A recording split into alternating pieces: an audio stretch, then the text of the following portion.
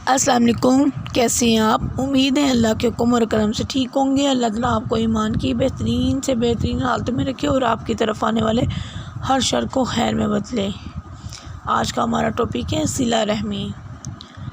अक्सर जो हमारे साथ अच्छे होते हैं तो हम भी उनके साथ अच्छे होते हैं, हम उनके साथ सिला रहमी करते हैं तो हम कहते हैं ये सिला रहमी है, सिला रहमी है। नहीं, दरअसल ये सिला रहमी नहीं है। और अगर कोई बुराई करता है तो हम अगर इसके इर्द गिर्द हम इससे बदला नहीं ना ले लेते इससे, तो हम इसके साथ अच्छाई भी नहीं करते। सिला रहमी इसे नहीं कहते।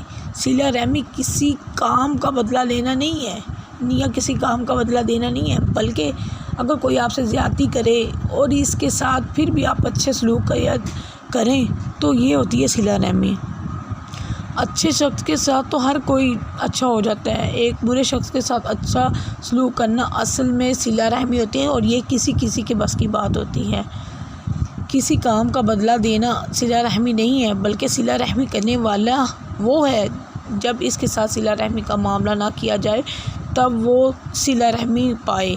यानी कि अगर उसने हमारे साथ बुरा किया हो तो वो सोचता भी नहीं होगा कि इसने क्या मेरे साथ अच्छा किया, मैंने तो इसके साथ बुरा किया हुआ। तो प्लीज़ खुदारा अपने नेक इंसान होने का सबूत दीजिए, लोगों के साथ सिला रहमी कीजिए, उसको तब उसका साथ दीजिए जब उसको ना लग रहा हो कि ये नहीं होगा, इसने क्या मेरा साथ देना। खुदारा समझे लोगों को। कुछ लोग देख कर दुनिया को अपना मिजाज बदल देते हैं। वो राब्ता तो सबसे रखते हैं मगर वास्ता किसी से नहीं रखते। राब्ते में होते हैं सबसे कि इसको क्या मुश्किल है, पर क्या परेशानी है, मगर वो वास्ता नहीं रखते। वो उसके पास आते नहीं, उसका दुख नहीं पहुंचते, तकलीफ़ नहीं, उसे क्या परेशानी है वो नहीं सुनते।